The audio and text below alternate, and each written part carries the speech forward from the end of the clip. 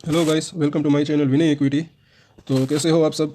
आज मैं आपके लिए दो ट्रेडिंग आइडियाज शेयर लेकर आया हूँ। एक तो है आईटीटी सीमेंटेशन और दूसरा जो है वो है जीएसपीएल।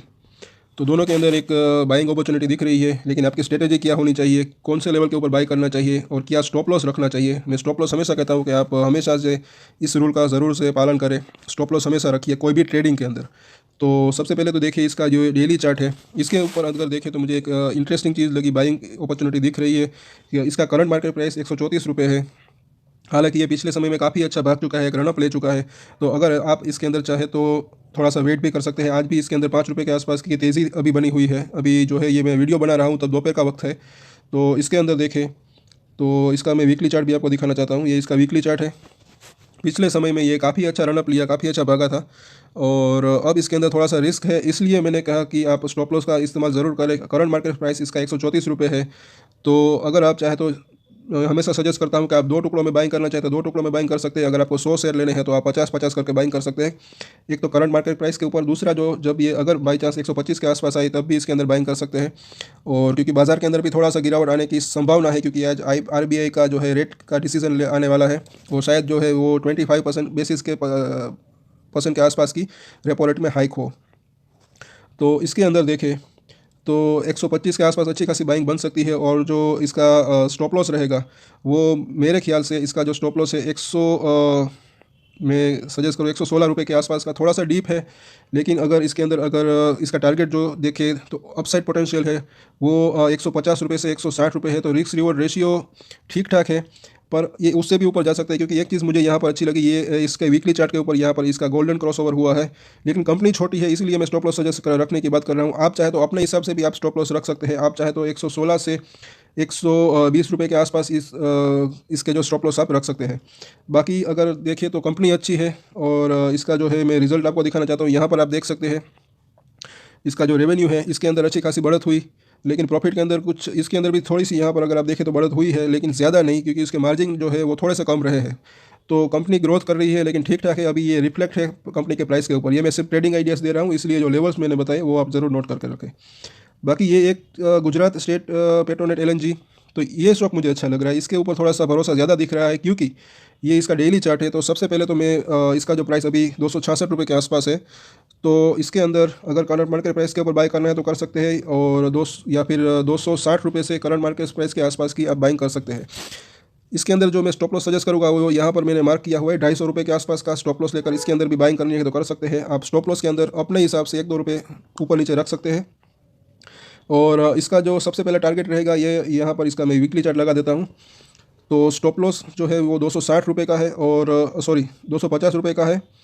और जो इसका टारगेट सबसे पहला जो रह सकता है, छोटा सा रेजिस्टेंस का फेस का सामना करना पड़ सकता है, वो यहाँ पर है जो कि 292 रुपये है, जो कि यहाँ पर एक इसने हाई बनाया था। और मुझे ऐसा लग रहा है कि ये एक छोटा सा रेजिस्टेंस होगा, उसके बाद ये उसको भी तोड़कर ये 300 से 320 तक जाने की कोशिश कर सकता है।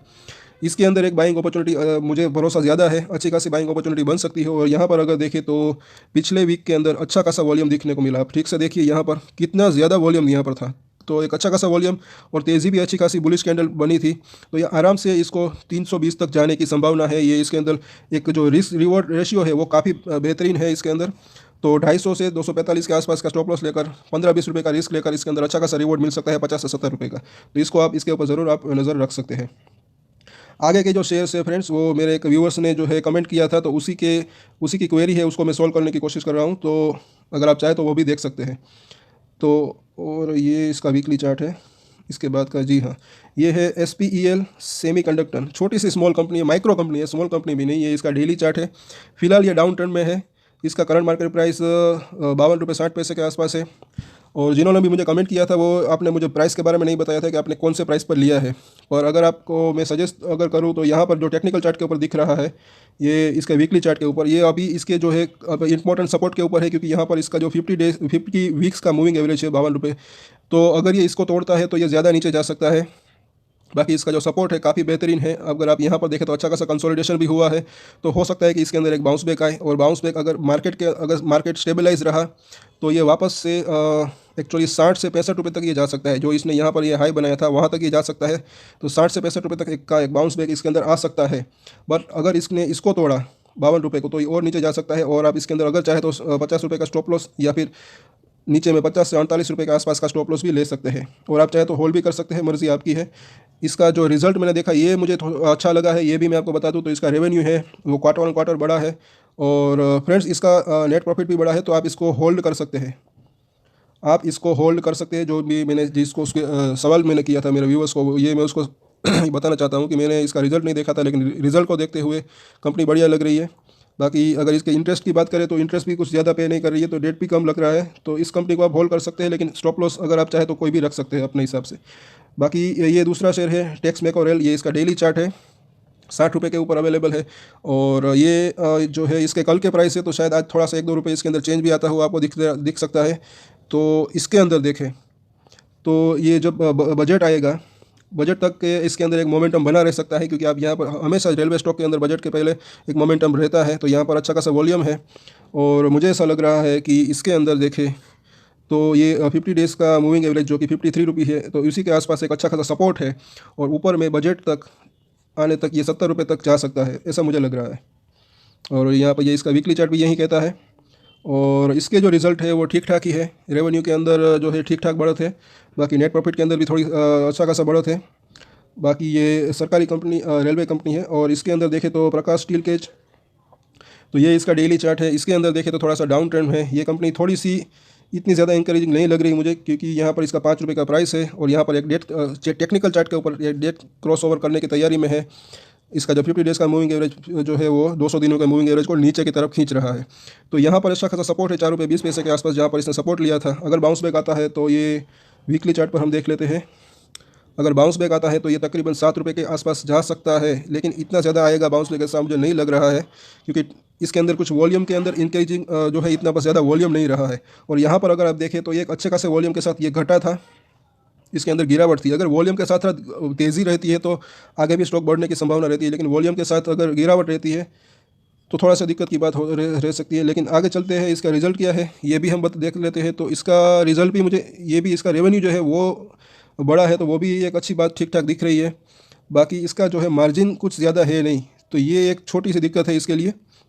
इसका नेट प्रॉफिट सिर्फ और सिर्फ 50 लाख के आसपास है, 20 करोड़ के रेवेन्यू के ऊपर। हालांकि रेवेन्यू पिछले साल के मुकाबले इस साल बढ़ा है, तो इस कंपनी को भी अगर आप चाहे तो होल्ड रख सकते हैं विथ स्टॉप लॉस। और एक आखिर में एक कंपनी है मिक्ट इलेक्ट्रॉनिक, ये इसका डेली चार्ट है। इसके अंदर देखें तो ₹12 के आसपास अभी इसका करंट मार्केट प्राइस चल रहा है। और इसके अंदर देखें तो यहाँ पर इसने ऑलरेडी डेट क्रॉस ओवर कर दिया है, लेकिन अब यहाँ पर एक अच्छा खासा कंसोलिडेशन हो रहा है।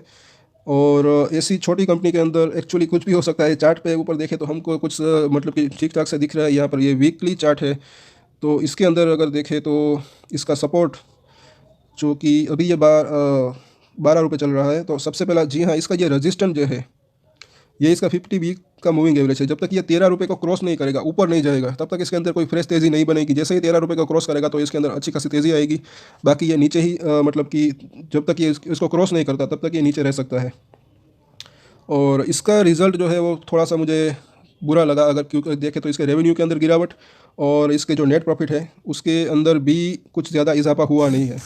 तो फ्रेंड्स, इस कंपनी से अगर आप चाहें तो एग्जिट कर सकते हैं, बाकी मर्ज़ी आपकी है। जो भी करें अपनी रिसर्च कर करें, अपने फाइनेंशियल एडवाइजर की सलाह लें, और अपना डिसीजन लें, और डिसीजन की जिम्मेदारी मैच्योरिटी के साथ खुद ही लें।